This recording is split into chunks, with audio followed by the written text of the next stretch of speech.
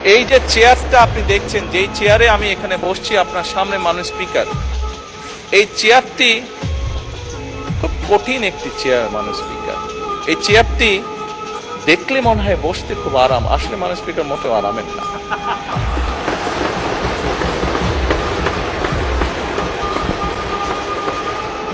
এই চেয়ারটিতে বসলে মাননীয় স্পিকার প্রতি মুহূর্তে মনে হয় যে আগুনের তপ্ত হিট আসছে মাননীয় স্পিকার।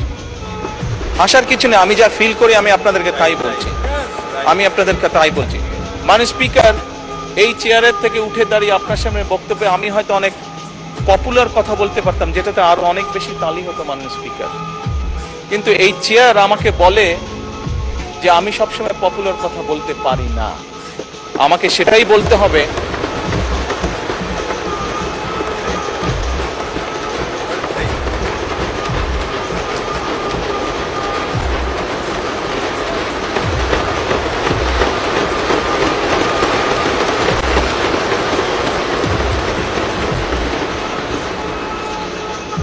মাননীয় স্পিকার, একজন রাজনীতিবিদ হিসাবে আমারও তো ইচ্ছা করে পপুলার কথা বলতে, যাতে জোরে জোরে তালি পায়, কিন্তু এই চেয়ার প্রতি মুহূর্তে আমাকে স্মরণ করে দেয়, no, you have to take the right decision, not the popular decision.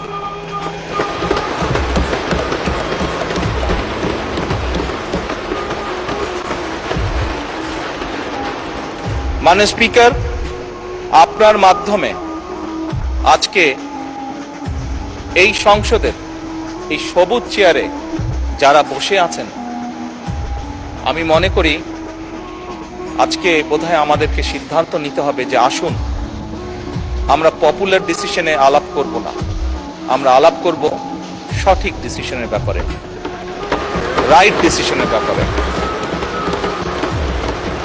মাননীয় স্পিকার, আজকে এই সংসদ অধিবেশনের শেষ দিন, আজকে অধিবেশন শেষ হয়ে যাবে।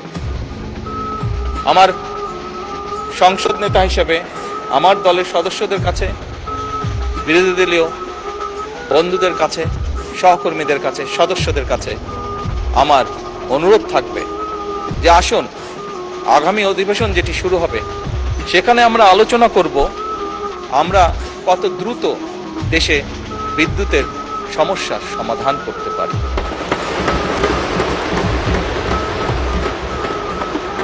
মাননীয় স্পিকার, আমরা আলাপ করতে চাই, আমি আলাপ করতে চাই আগামী সংসদে কত দ্রুত আমরা কত বেশি সংখ্যক মানুষের কর্মসংস্থান, দেশেই হোক বিদেশি হোক, তৈরি করতে পারি। মাননীয় স্পিকার, এই সংসদে দাঁড়িয়ে আমি আলাপ করতে চাই যে আমাদের শিক্ষা প্রতিষ্ঠান, আমাদের হাসপাতালগুলোতে কত দ্রুত শিক্ষা এবং চিকিৎসা সুবিধা আমরা পৌঁছে দিতে পারি।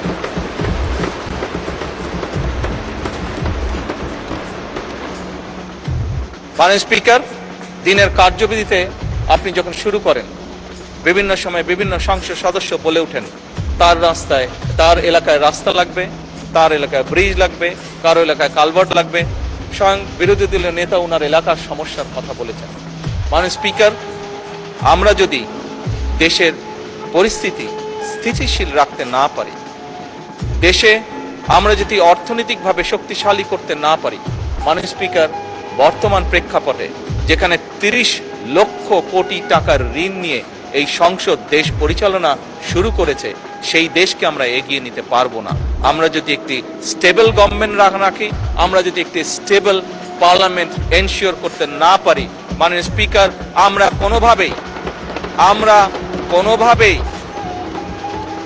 এই দেশকে সামনে নিয়ে যেতে পারবো না। মাননীয় স্পিকার, এই দেশকে যদি সামনে নিতে হয় তাহলে অবশ্যই আমাদের উভয় পক্ষকে একসাথে কাজ করতে হবে। হ্যাঁ, বাংলাদেশে আইটি শিল্পের বিকাশ কিভাবে হবে এ ব্যাপারে হয়তো আমাদের মধ্যে ডিবেট হতে পারে, এ ব্যাপারে আমাদের মধ্যে দ্বিমত থাকতে পারে, কিন্তু বাংলাদেশের আইটি শিল্পের বহিঃপ্রকাশ হতে হবে, এ ব্যাপারে আমাদের মধ্যে নিশ্চয়ই কোনো ডিবেট নেই।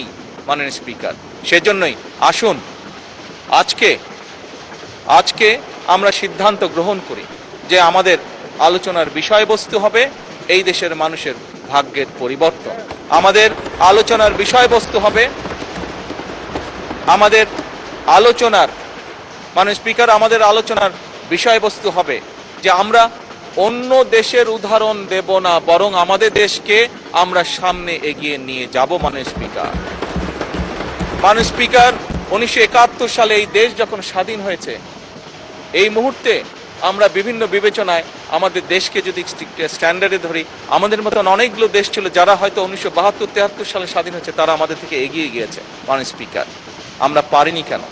বিকজ বিভিন্নভাবে এই দেশকে একটু আগেই যেটা বলেছি মাননীয় স্পিকার, বাধাগ্রস্ত করা হয়েছে গণতন্ত্রকে। মাননীয় স্পিকার, গণতন্ত্র বাধাগ্রস্ত যদি হয়, গণতন্ত্র প্রতিবার বাধাগ্রস্ত হলে অর্থনীতি, শিক্ষা, স্বাস্থ্য সব কিছু বাধাগ্রস্ত হবে। কাজেই মাননীয় স্পিকার, আপনার মাধ্যমে আমি বিরোধী দলীয় সহকর্মীদের কাছে আহ্বান জানাতে চাই, আসুন আমরা ডিবেট করব, আমরা বিতর্ক করব, আমরা আলাপ করব, আমরা আলোচনা করব, আমরা বসবো, কথা বলবো, কিন্তু কোনোভাবেই এই সংসদকে ব্যর্থ হতে দেওয়া যাবে না।